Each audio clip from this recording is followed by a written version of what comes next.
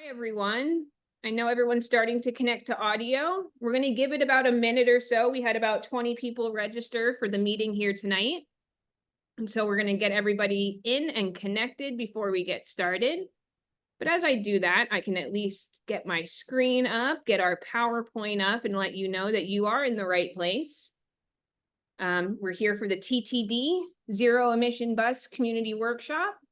Again, really appreciate you all joining and spending a little bit of time. We have a pretty quick hour set up for you all. I don't know if it'll take the entire thing, but we have a couple of slides, a short presentation, and some time for question and answers at the end. And so again, with that, as people are still coming into the room, I'll slowly get started, at least with the agenda. As I just mentioned, I'm going to do a quick welcome, go over the Zoom instructions that we've all been used to here. We have Jim to talk to us a little bit about the TTD and the background and a little bit about them. And then the zero-emission bus fleet. We'll have Jonathan give a little presentation about that. Then we'll have a question and answer session. So again, you have been, so that'll move me over to the Zoom. Actually, let me do the Zoom instructions first. So you might be noticed that you have been muted upon entry. That's just to kind of keep down any background noise. The chat box is open. Happy to hear you introduce yourself or ask any questions in the chat anytime during the presentation. We're going to have plenty of time at the end to answer all of the questions. We probably have some time for you to unmute yourself, raise your hand, and ask some questions at the end as well. We are recording this meeting. We had a lot of interest in it, so we want to make sure that we have a copy on the website at the end. And we'll make sure at the end you get all the contact information and where to find the website. So let me go back one slide and have you meet the team really quickly. So again, as I mentioned, we're going to hear from Jim a little bit with the Tahoe Transportation District. Jonathan's going to come up and tell us a little bit about what Stantec is doing for the firm leading that fleet transition. And again, my name is Katie DeMeo. I'm with AIM Consulting, and we're helping with the facilitation and the engagement team. You might have heard from some of my staff as we emailed and called some stakeholders here this week. And so again, with that, I'm going to hand it over to Jim.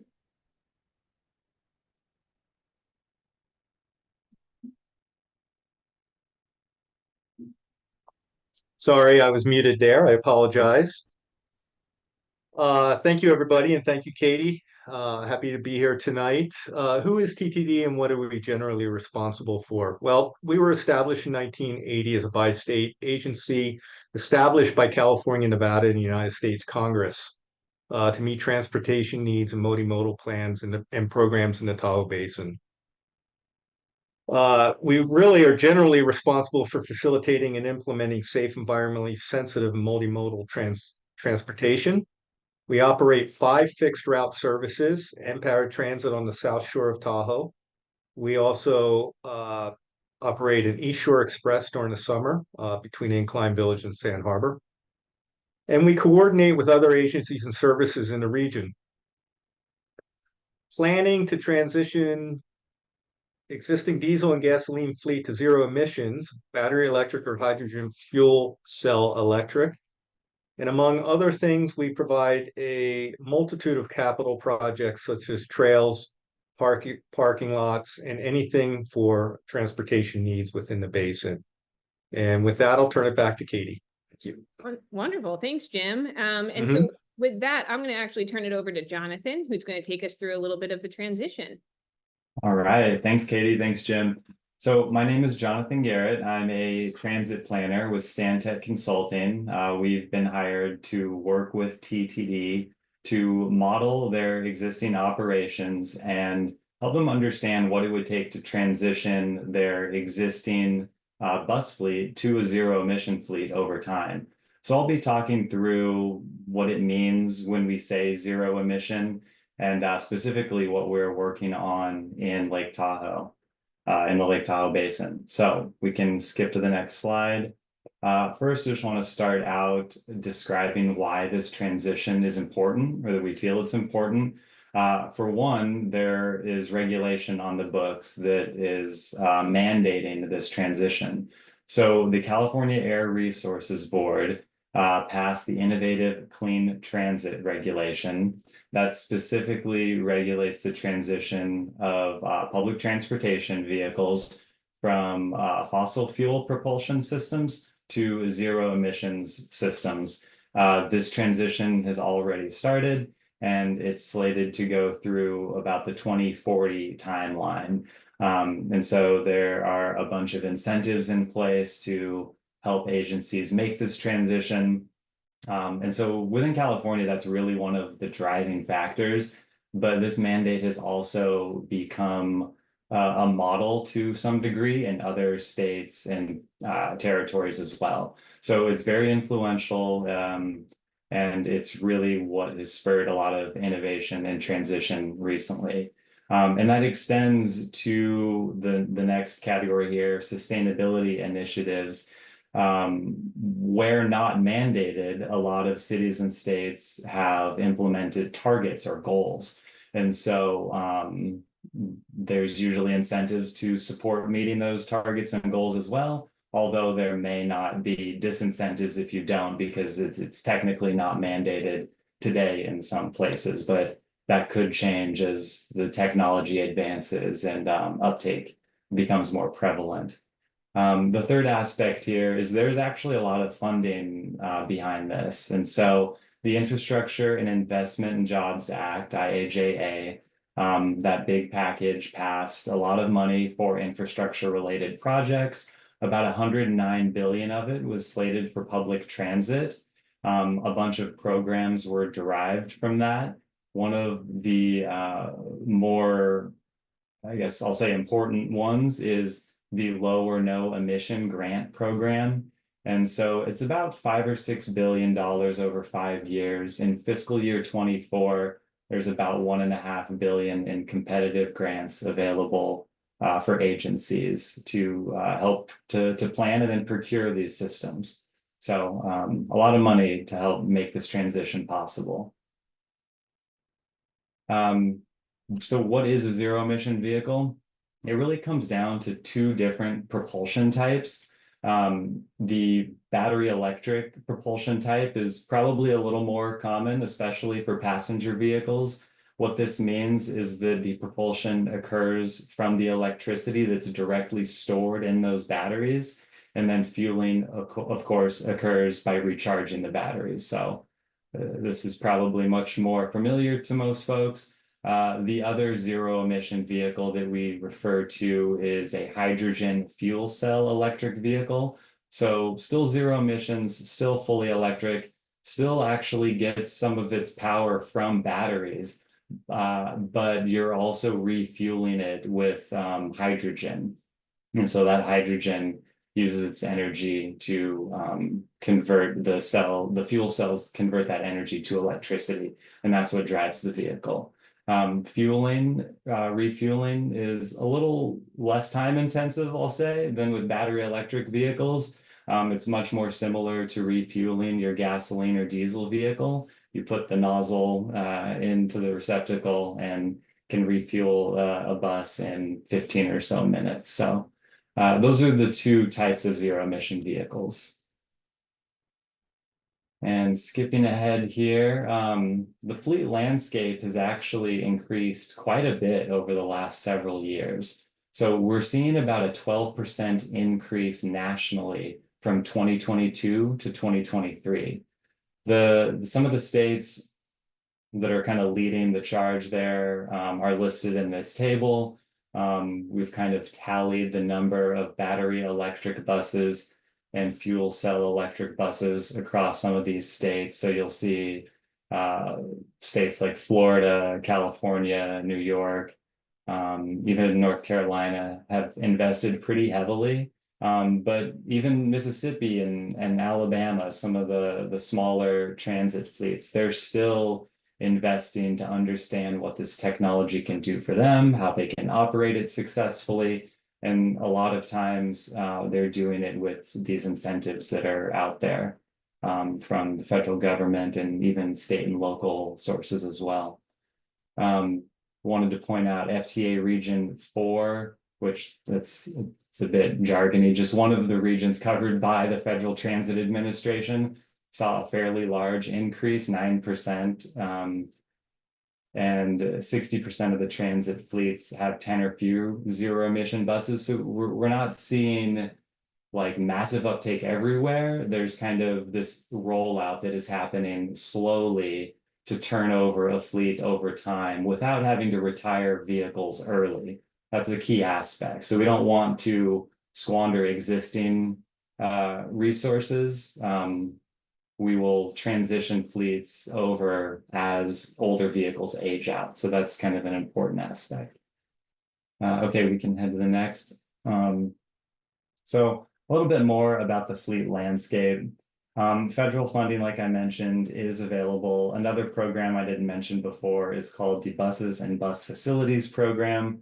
So another large sum of money, a lot of it available for facilities and infrastructural type upgrades as well. So that's, of course, very important. You can't have these buses on the road without places to charge, maintain, refuel your investment.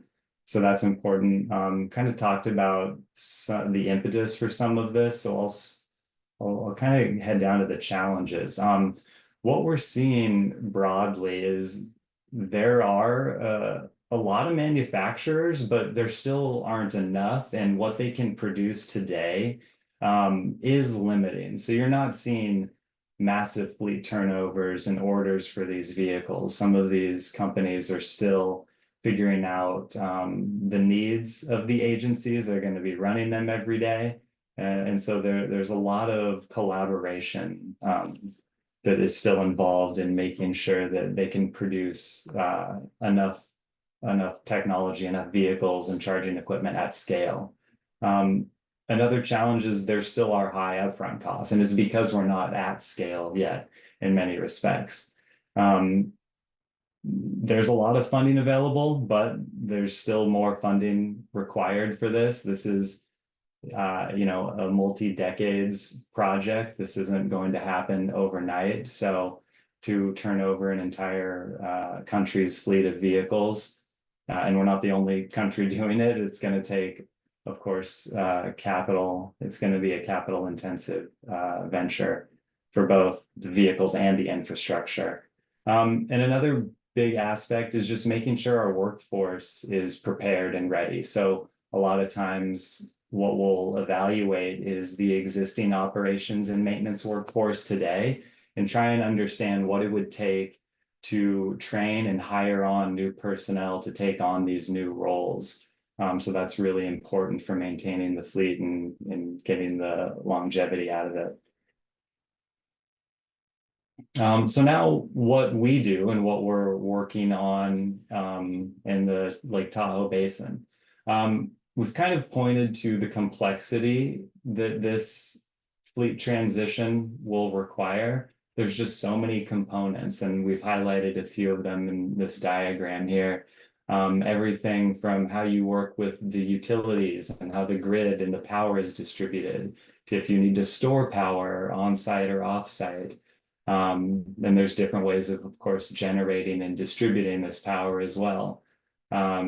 There's the propulsion technologies to consider that we discussed. There's operations and maintenance to consider. Where the vehicle's going to be stored and recharged and refueled? What are the environmental impacts of all of that? And what are the business models and the financial implications of making this transition? That's also really critical to understanding. And so we've kind of taken all of this and we've packaged it up into a project plan that we are delivering for TTD. So if we head to the next slide.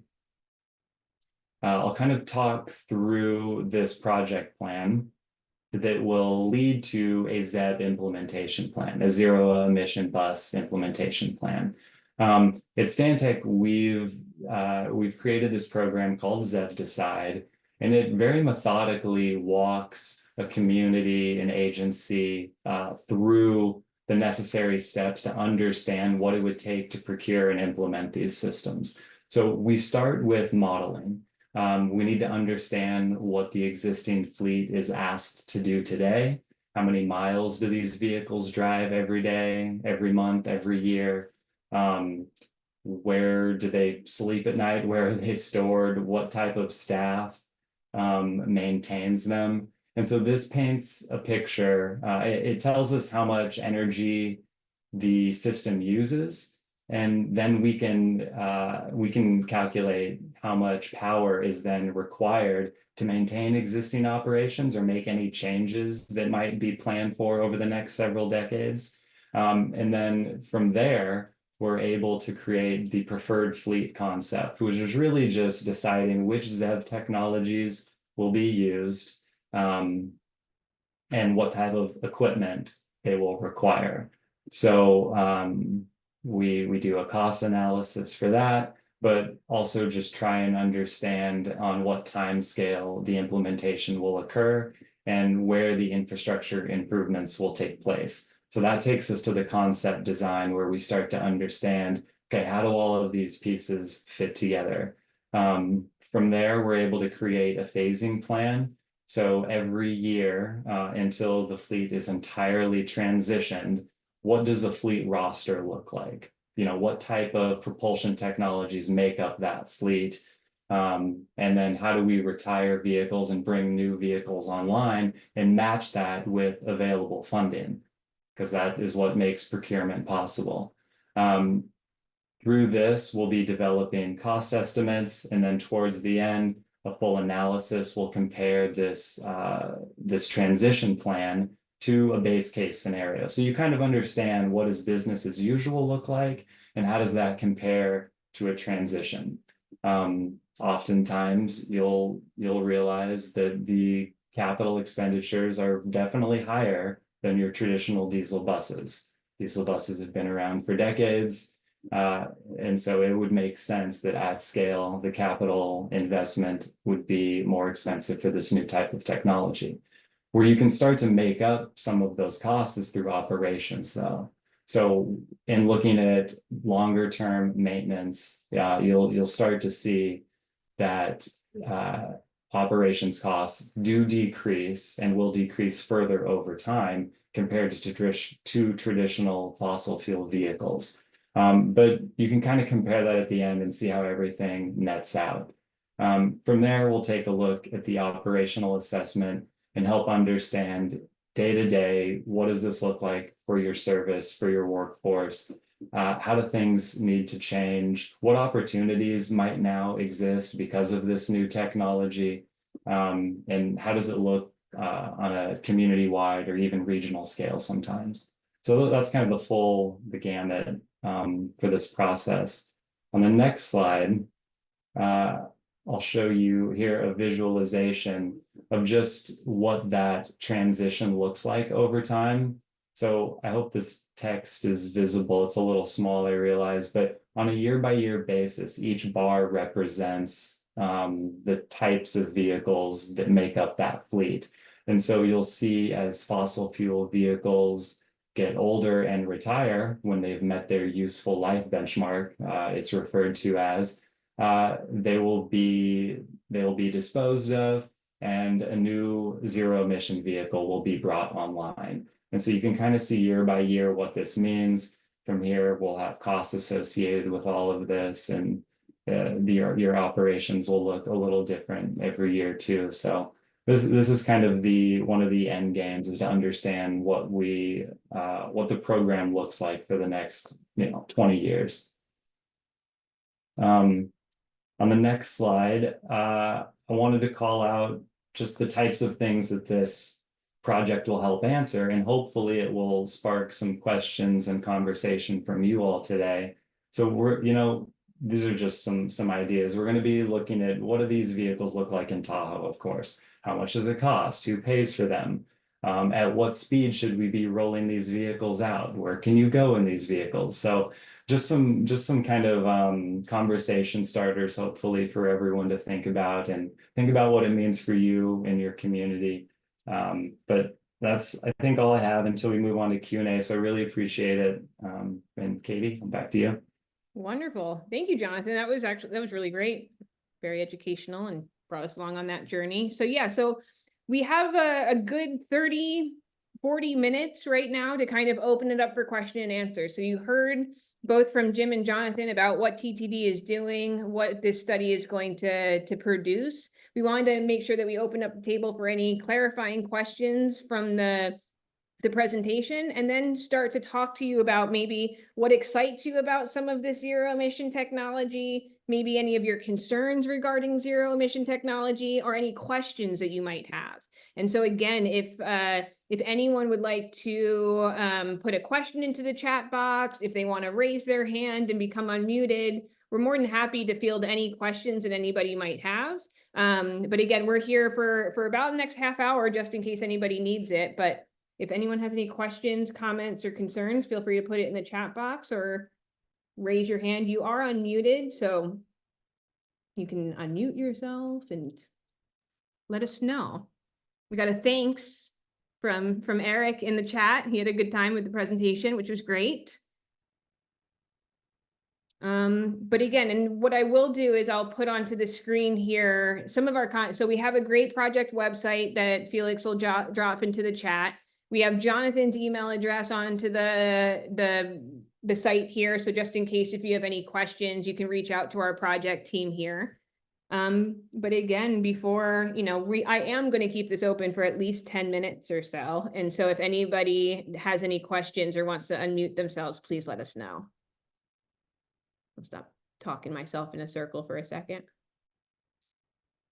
No questions, Tom. At least that's probably a good thing. But again, yeah, we just want to make sure we do know there's not a ton of feedback that we get from these plans. It's a lot of education, timeline, scheduling, and what our approach is for them. But if you guys think about it and have any questions, feel free to reach out to our team. You can also sign up for more information on the plan on our project website. And so if there's any stakeholders or community members that wants to follow us along on this journey, to please do that.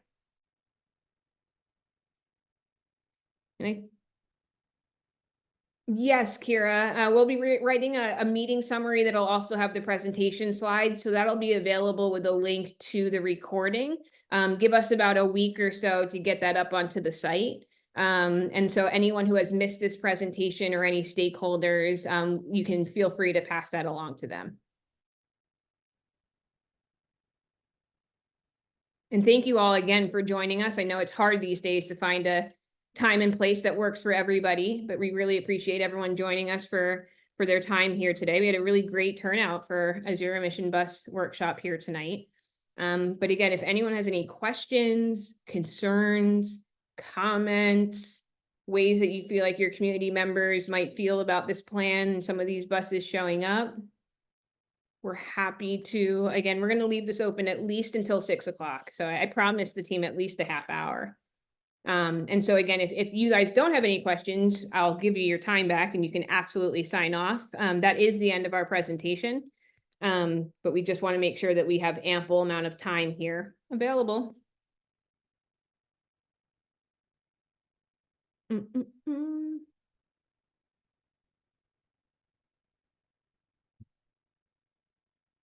I'll actually stop sharing my screen for a second, just so at least I can get out here. But again, we again really appreciate everybody joining us here today. The next steps for this project, again, as Jonathan mentioned, is some more some more assessment. We'll be reaching out to some stakeholders for some more feedback. We're probably going to be putting out a survey here soon, and so please keep your eye out for that. And so a lot of people may have heard from people on my team this week or last week about some of the outreach. So feel free to reach out to us if there's any other questions. Jim, Jonathan, did I miss anything? Thanks, Katie. I just want to say that even though this plan is being developed right now from TTD's perspective, we are being proactive in some of our capital projects that we currently have online and are in design phase for, such as the Spooner Mobility Hub and a few others, to begin the dialogue for electric infrastructure. So we're not waiting essentially for this plan. We're already taking action in some of the capital projects that we have online. So I just wanted the group and for anybody online to hear that. Always good to hear, Jim.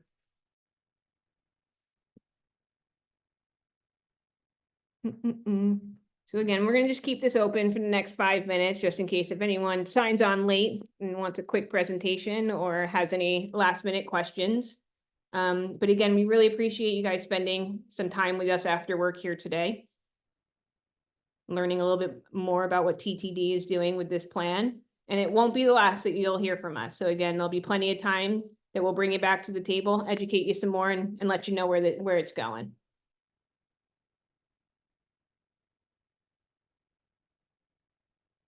Oh, that's a good question, Tom. Are we adding any additional transit stations with the new buses?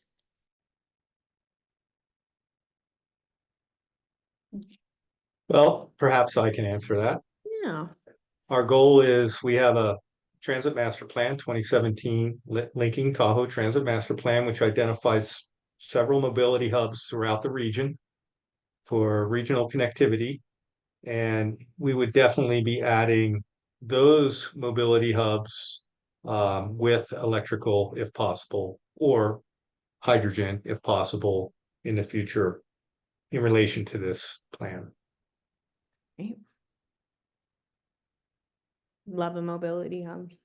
We're on a couple of projects a lot of our projects now are adding mobility hubs. We're working with SACOG on a mobility hub framework on their project there. And it's an exciting conversation on how to get people the resources that they need through some of these mobility hubs.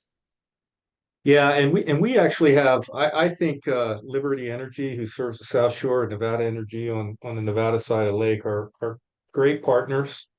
Our working relationship with those seems to be really good in trying to plan or pre-plan and concept some of these locations. So I want to say kudos to those folks for helping us out in this progress. That's great. I know here in Sacramento, we have a lot of discussions with like some of the utility companies and SMUD and what some of their concerns or constraints or opportunities to partner with some of these jurisdictions on, yeah, because again, what we're learning about mobility hubs, right? They're different for each community, and what we can play into them here in Sacramento is very different than Yuba City. And trying to understand what types of resources could serve people. But what we hear from community members, right, is it's like a really trusted resource for them in the community, a safe place that they could go, get their bike parked, get a transit stop, maybe get the bus, maybe there's a coffee shop, maybe there's things there that gives them a little bit. We always like to say, if you give people the options, they will use it, right? And it's sometimes just giving them an easy, accessible option. But anyways, I won't get too far down the rabbit hole on mobility hubs. But again, it doesn't look like we have any questions here, and I don't see anyone raising their hands. And so again, with that, we can give you guys 30 minutes back on your night. That's completely fine. Again, we're going to be ending this recording here at 6 o'clock. We'll be producing a meeting summary. We'll be putting it up onto the website. We'll be back in touch with you on some of the next stops. We might be reaching out to some of you individually as stakeholders just to get some of your feedbacks, much like, you know, Jim was just talking about some different opportunities for partnership. But we, again, really, really appreciate you joining us here tonight. If there's any questions, feedbacks, comments, feel free to reach out with us at any time. But with that, Jonathan and Jim and Felix, I think we're going to call it a night. Thank you, Katie. That sounds All good. right. Thanks, everyone. Have a great night, everyone. Bye. Thanks, Eric.